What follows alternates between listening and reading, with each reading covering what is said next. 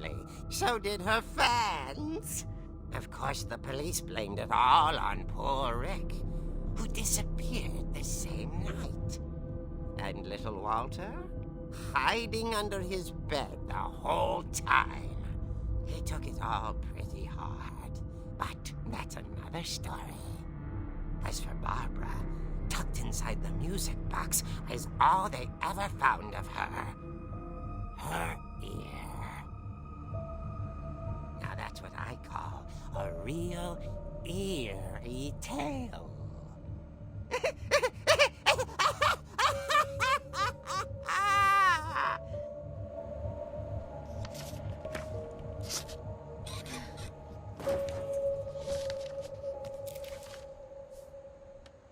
Edie told me all Barbara wanted was to be remembered, as absurd as that comic was. Maybe what Edie saw was a happy ending.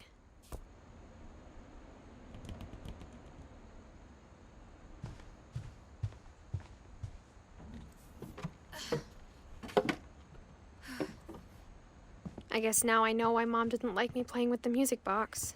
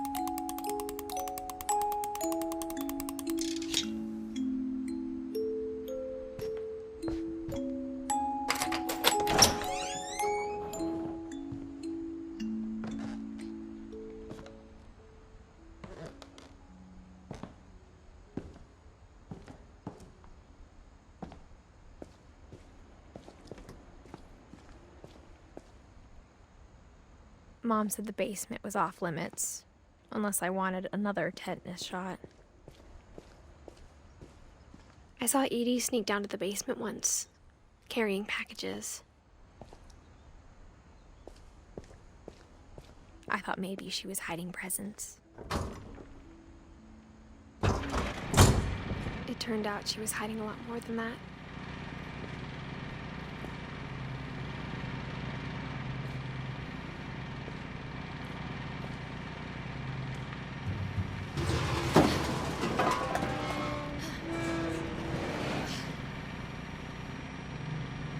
I remember asking Mom once about where Walter had gone. She said after Barbara died, he got as far away as he could. If there's a pattern in all these stories, I think it's that none of us has gotten very far.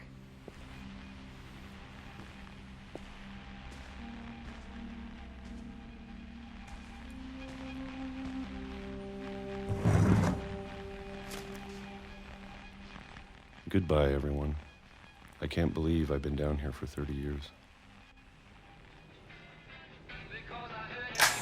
On that first day, after the shaking started, I didn't think I'd survive a week.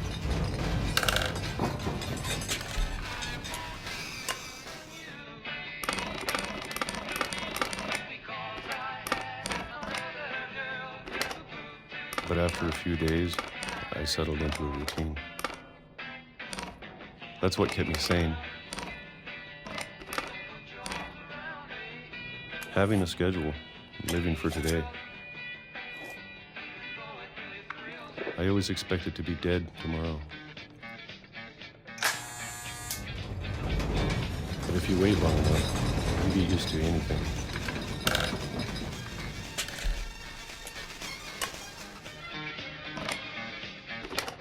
Even a monster on the other side of the door starts to feel normal. Almost friendly.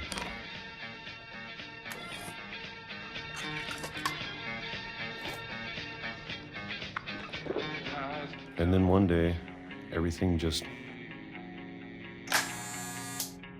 stopped. Whatever that thing was, it was gone. Maybe it got tired of waiting. Or maybe I just got tired of being afraid.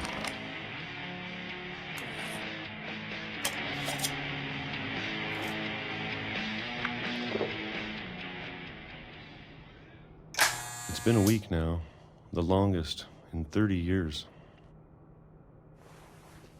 I'm done waiting. I have to leave while I still can.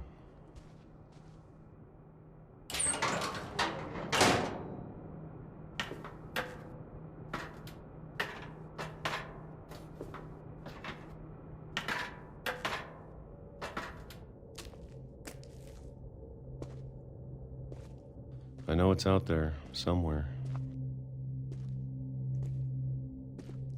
Whatever killed Barbara and Molly and Calvin. Maybe this is all a mistake. But I need to stop living the same day, even if it kills me.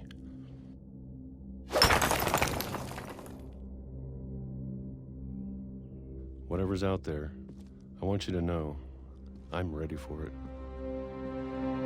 I'm going to appreciate all of it, especially the food. I don't mind if I only have a year left, or a month, or a single week. I'd be happy with one new day. I can already imagine the sun on my face.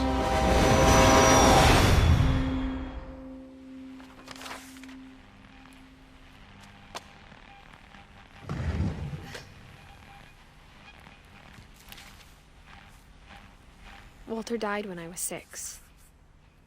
I can't believe my mom never told me he was down here. I'm sure my mom was trying to protect me.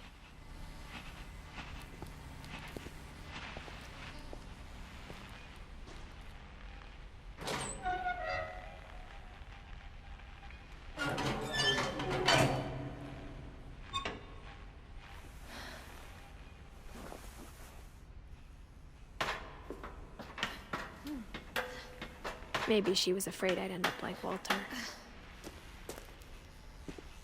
But if she never told me about an uncle under the house, I can only imagine what else she was hiding.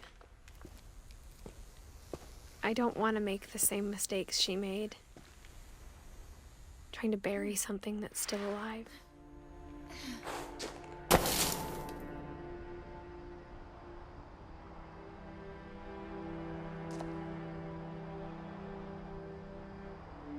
Now that there's only one of us left, or maybe 2, I thought it was time I heard the stories for myself and found out what happened to everyone else. But now I'm worried the stories themselves might be the problem. Maybe we believed so much in a family curse, we made it real.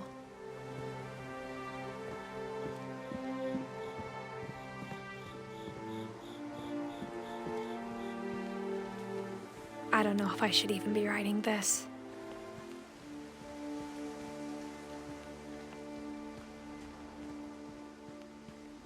Maybe it'd be better if all this just died with me.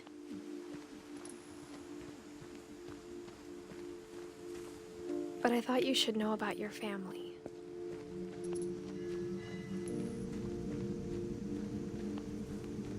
And the history you're a part of.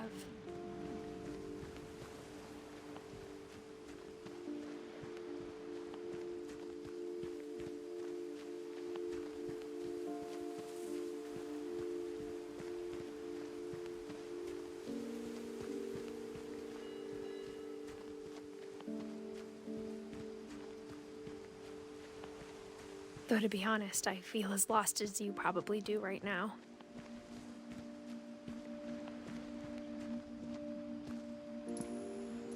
I think the people in these stories believed them, for what that's worth.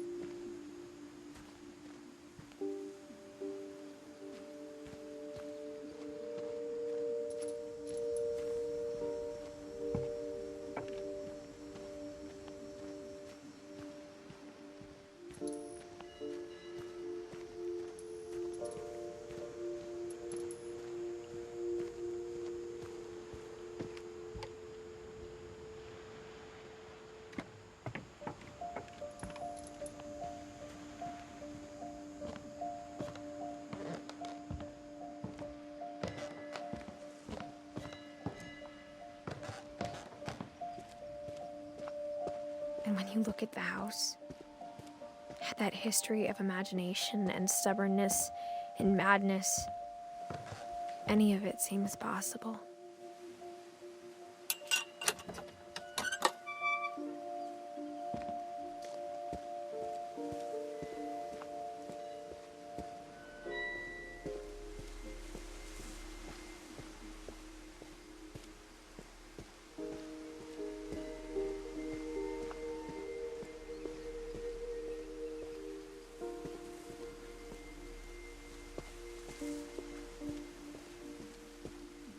I think we've been surrounded by death for so long, we've just gotten used to it.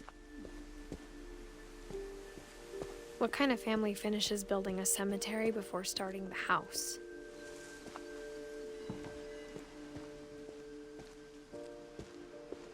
It's embarrassing for me to admit this, but the pet cemetery made me more uncomfortable than the human one. 3 of the gerbils were mine, and 2 had been my fault. Sven built the house, but it was Edie who designed the cemetery.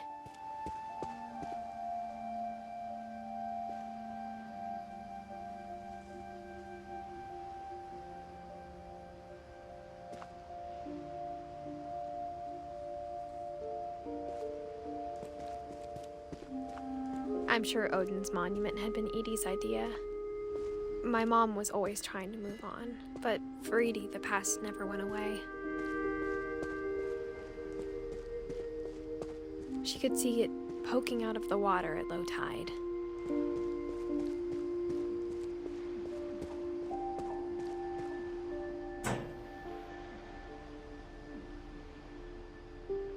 Edie said she dreamed about the old house every night.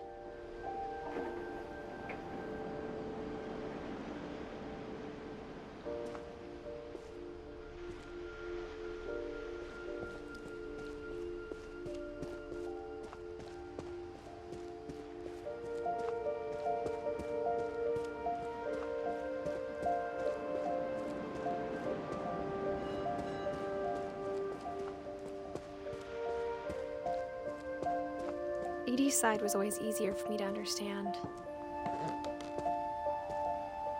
But the older I get, the more I can see where my mom was coming from.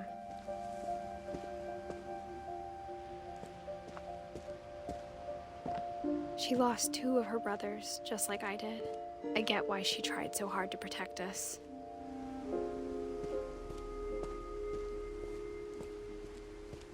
There's so many things I wish I could ask my mom now.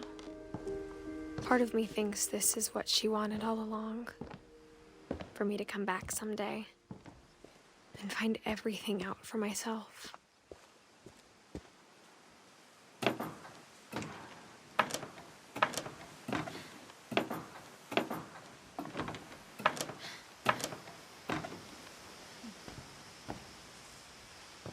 But looking back on it now, if she told me there was going to be so much climbing, I never would have come when I was 22 weeks pregnant.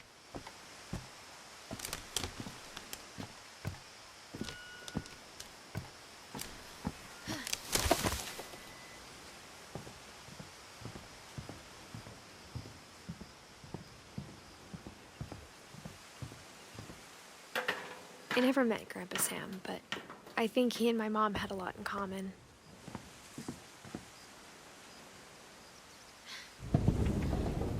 They were both pretty intense. Sam spent his life shooting photos, but Mom said he got nervous being in front of the camera. I guess we're all afraid of something.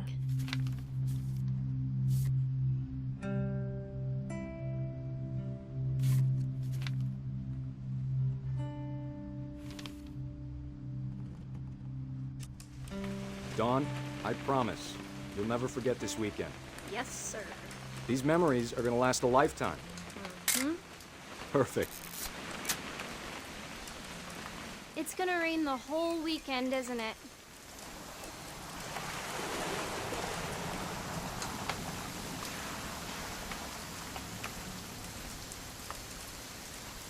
Please just take the damn picture. Hey, language.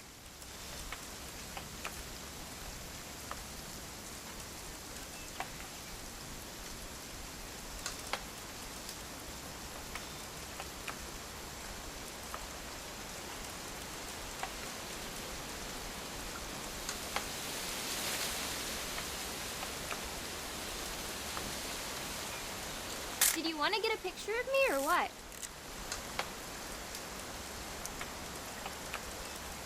Come on already.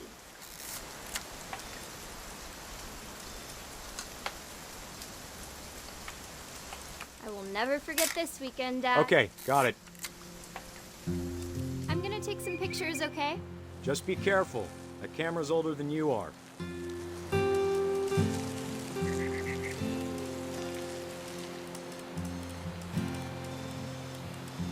Definitely should not have drunk all that coffee. Hey! That's a keeper. I'm just saying, I'm not always gonna be here, Don. You'll need to remember this stuff, if you want to survive. I'll be fine, Dad. You know who else thought he was gonna be fine? Some guy who died. Don, I'm being serious. I know, Dad. You're always serious. Doesn't being out here make you want to chill out? Well, to tell you the truth, I haven't been out here in 20 years.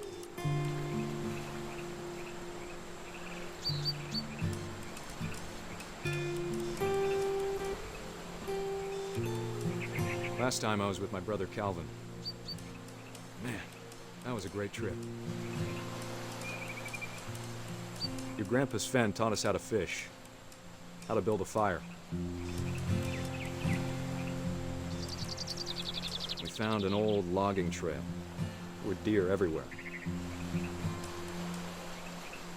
I bet if I could remember where that trail was, we'd spot a buck for you in no time. Give me a minute to check the map.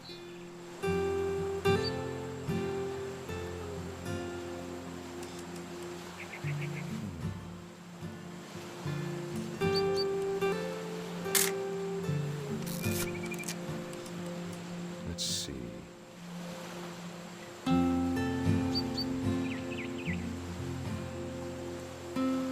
Maybe.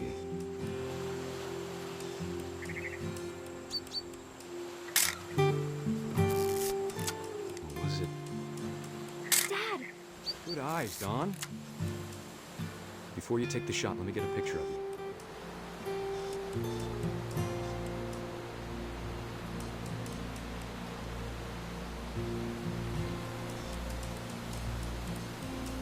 Dad,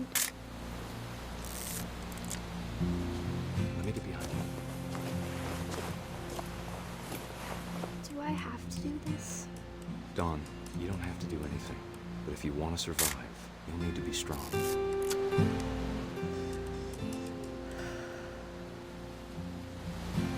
Now keep yourself squared up, elbows down, like we practiced, whenever you're ready.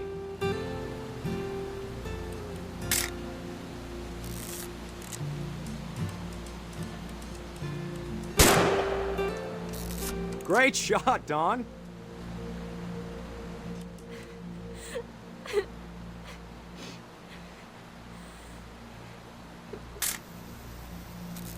I'm proud of you, Don. Always remember that, okay?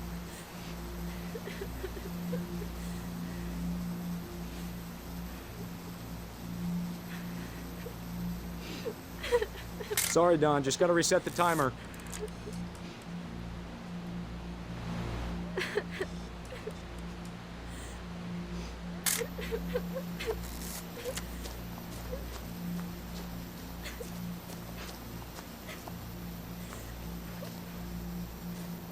Dad, it's twitching.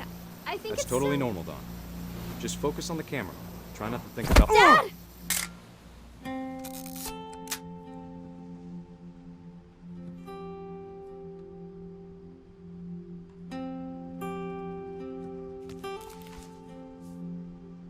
Of all these stories, that's the one I wish most that my mom had told me.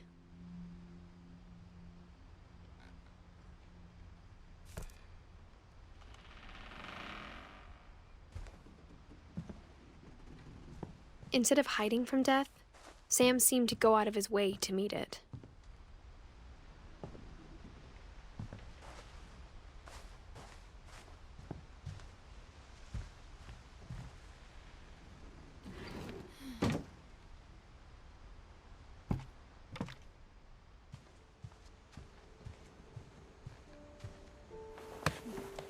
After Sam died, my mom and Edie got really close. They'd both lost a lot.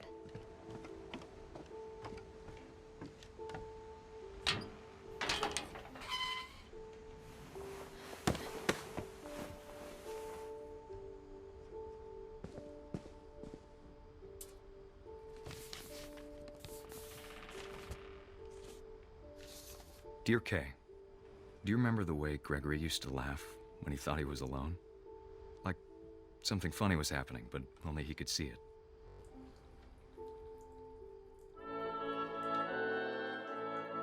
I think he saw things the rest of us don't.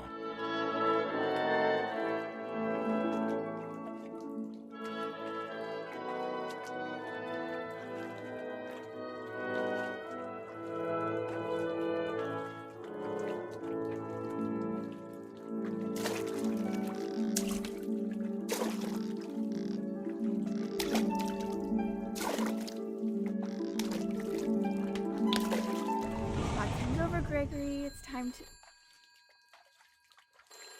Hold on, sweetie.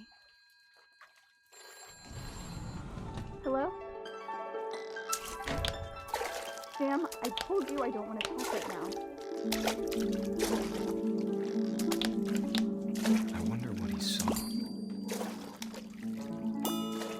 What his world was like.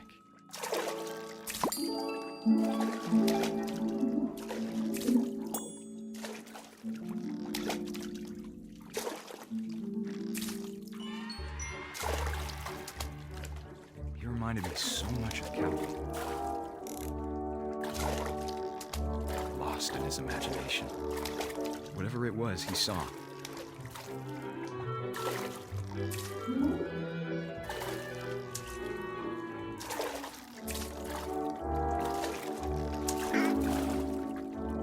It sure made him happy.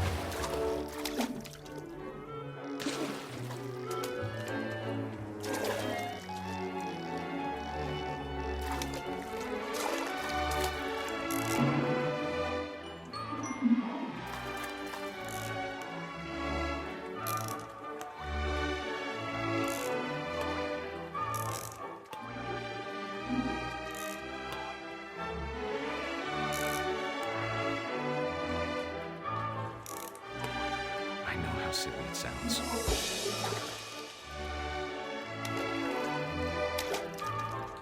But I worried about a baby being too happy. But I could feel him slipping away. Sorry about that, Gregory. I know you did everything you could. Maybe if I hadn't called that night. I wish he could have told us about the world he saw.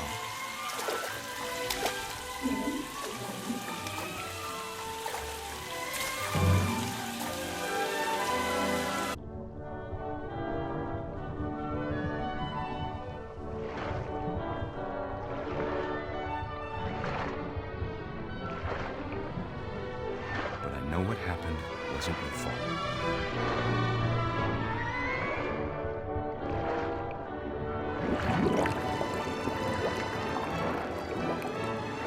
I'm sure he's happy. And he'd want you to be happy too. Good luck, Kay. Love, Sam.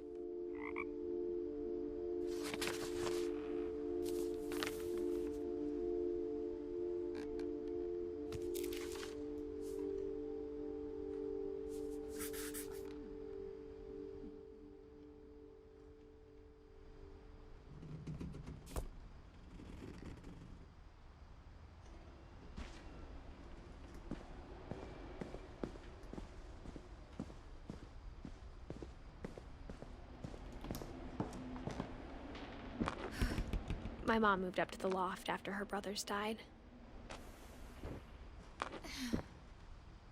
At the time, it was as far away as she could get.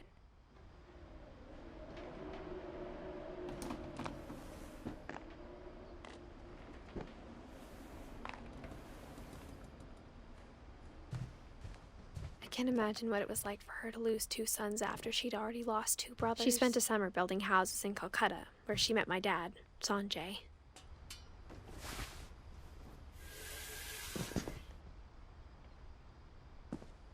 I can't imagine my mom ever writing poetry, and yet...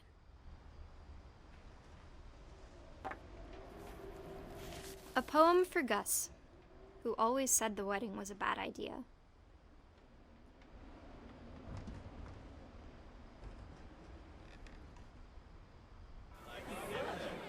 Our father never hit us kids, at least not very hard, before the day my brother said with teenage disregard that he'd be dead before he'd see a wedding in our yard.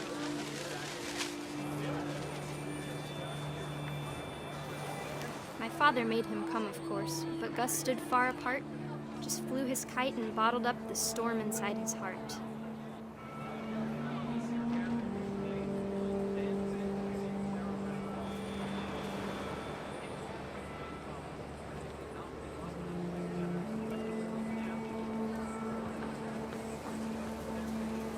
I tried to talk him out of it, but though he'd never met her, "We don't need a stepmom," were the words that I now pronounce you husband and wife. You may kiss the bride.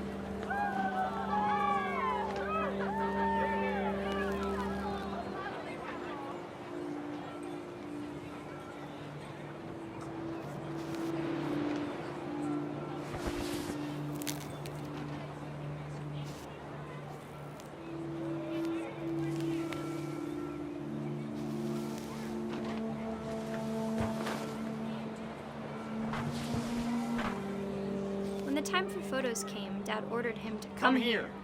But Gus declined, and as a sign held up his middle finger.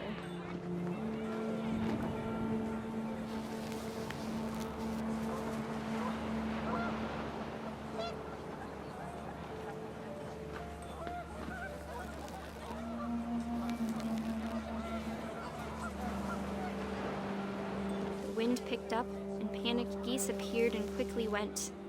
But all the humans did that day was go inside the tent.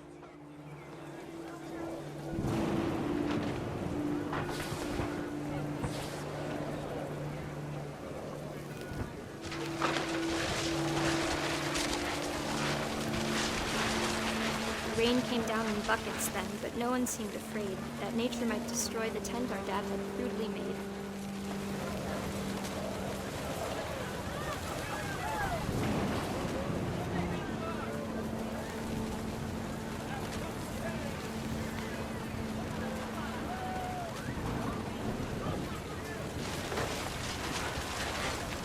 Thunder sounded much too close and full of angry power. But all my father said to this was, "Make the music louder."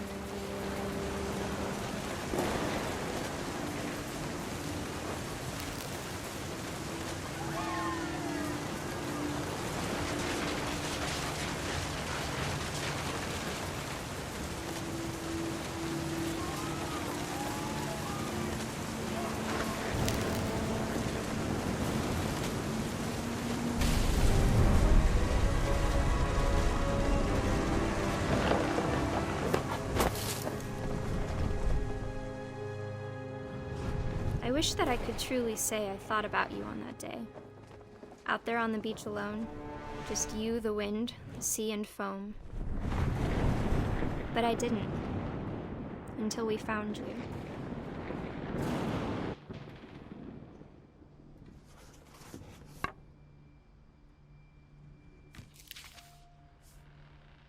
She never talked about him, but Mom told me once if I was a boy, they were going to name me Gus.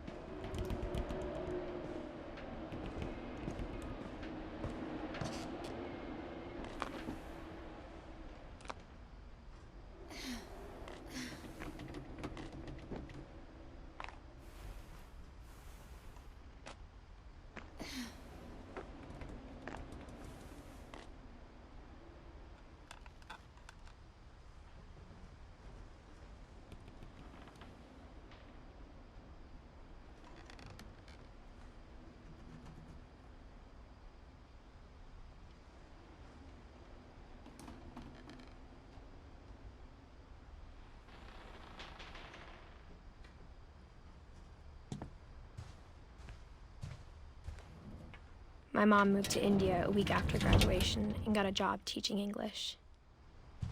Louis was born a year later.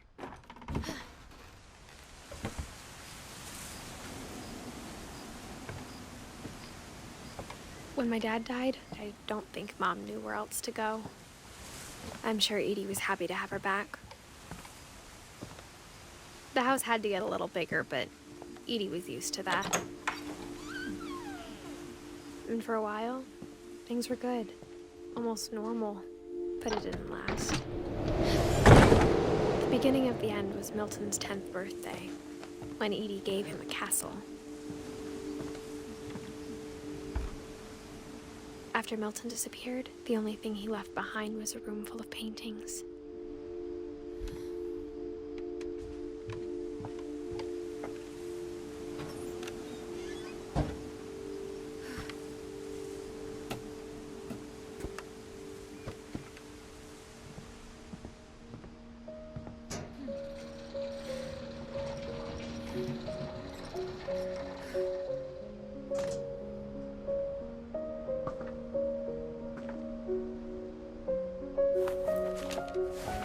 Milton Finch in The Magic Paintbrush.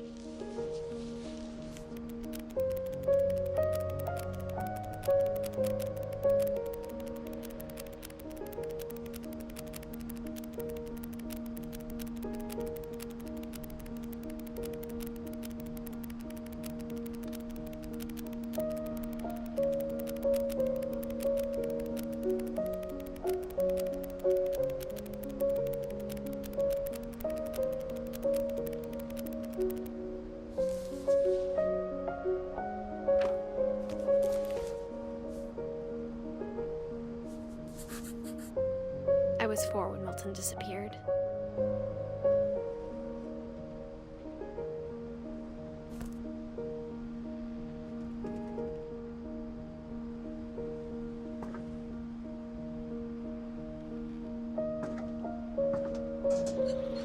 Mom spent months searching for my brother. Then she sealed the doors.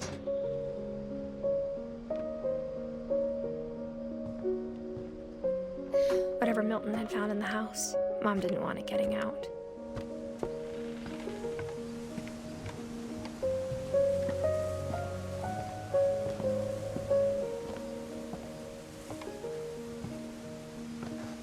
Mom definitely blamed Edie, but I think Louis blamed himself.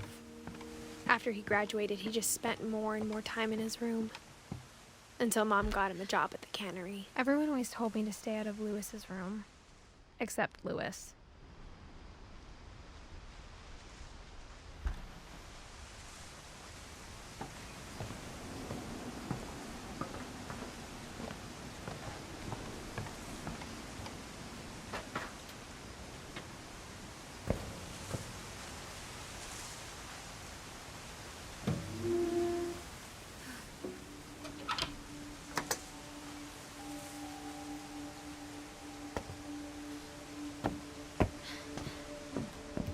Louis's room smelled very, very familiar.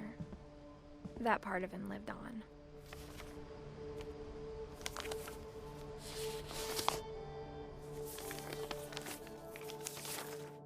Dear Mrs. Finch, as Louis's psychiatrist, I can understand your desire for an explanation. As I see it, the trouble began in January, shortly after we convinced your son to seek treatment for substance abuse. Newly sober, I believe Louis first noticed the monotony of his daily life.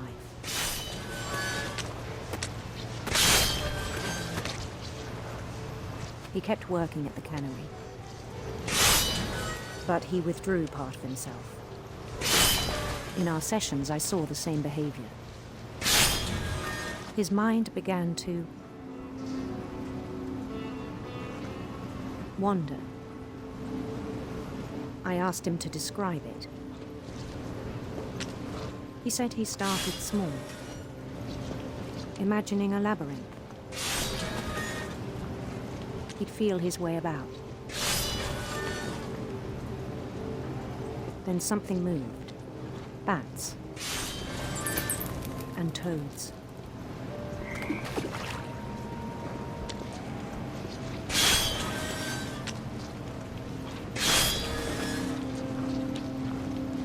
things that have not names. He knew it was all in his head.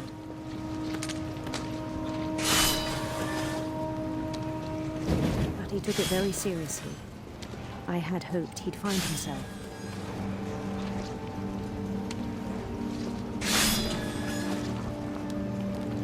But he found something more. I worried about him then. Daydreaming at the cannery. I spoke with his boss. But he said Lewis had become a model employee. Methodical, tireless, focused. Like a whole new Lewis. So I let him go on.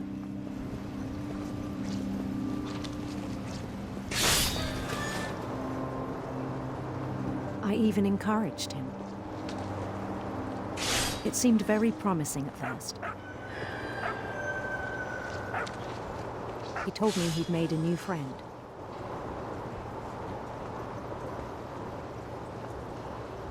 On the edge of a city he named Lewis Hope. He built the city up slowly, brick by brick. Then he made musicians.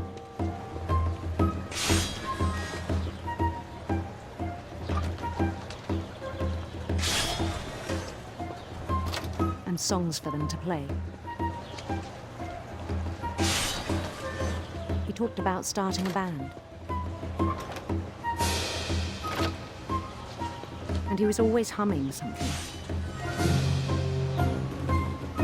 Every day his imagination grew stronger.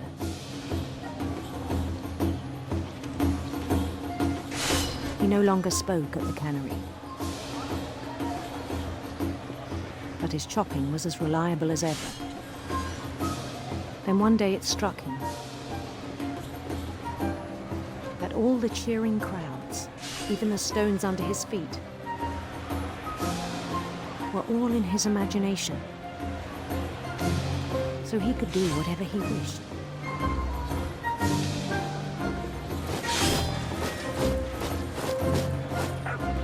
He held an election for mayor. And he won. They begged him to stay, but his mind was already wandering. It became a game for him.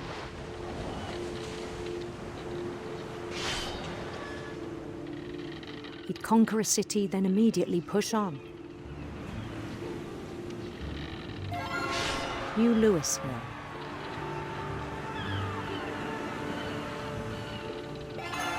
St. Louis. He started drifting away from our reality.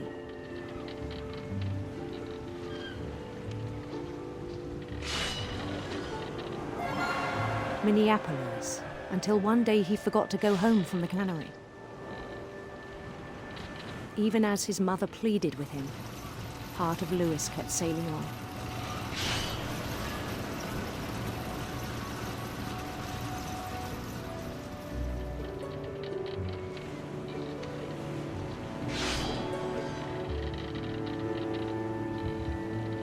In Lewisburg, he heard rumors of a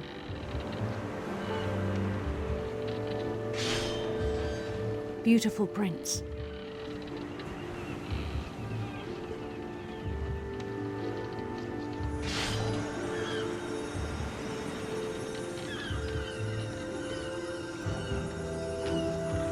The prince was on his own quest for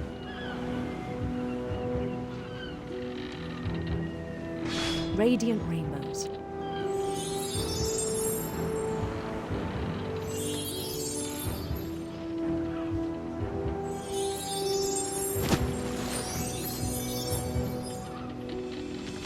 He followed the sound of his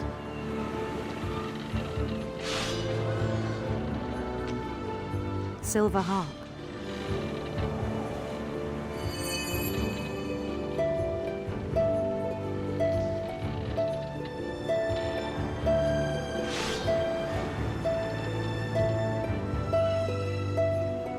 His chase led him to a golden palace east of the sun and west of the moon. Even then, his logic remained sound. He knew the world was all in his imagination.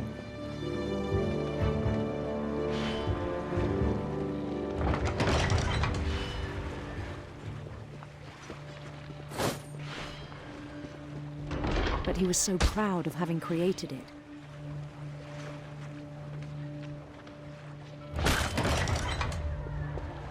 In his own eyes, he'd become something greater than a king.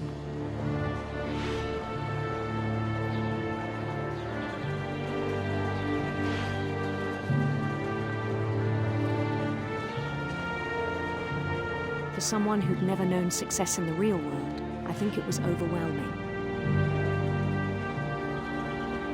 And then it struck him that the real Lewis was not the one chopping salmon, but the one climbing the steps of a golden palace.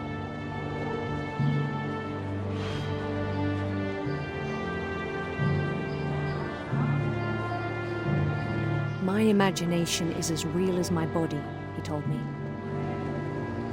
It was hard to argue with him.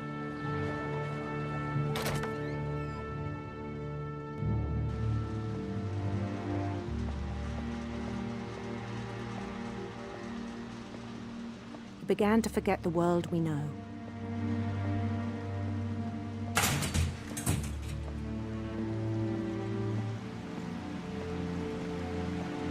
I think it pained him to remember Lewis, the cannery worker.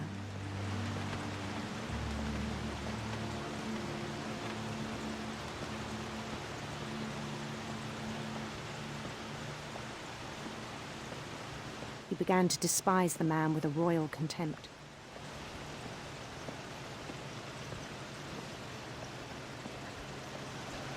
I still thought I could save him.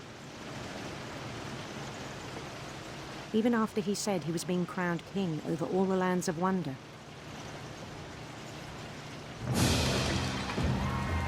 The palace would be packed with his companions.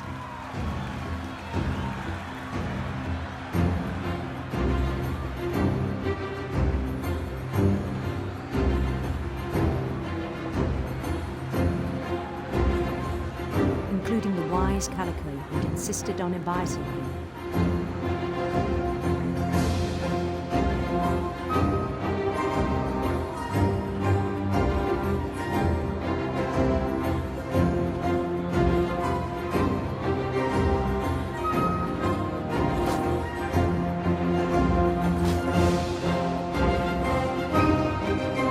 His prince waited, holding his crown.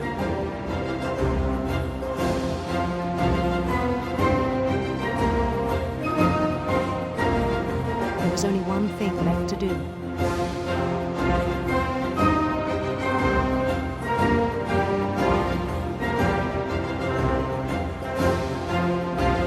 Bend down his head.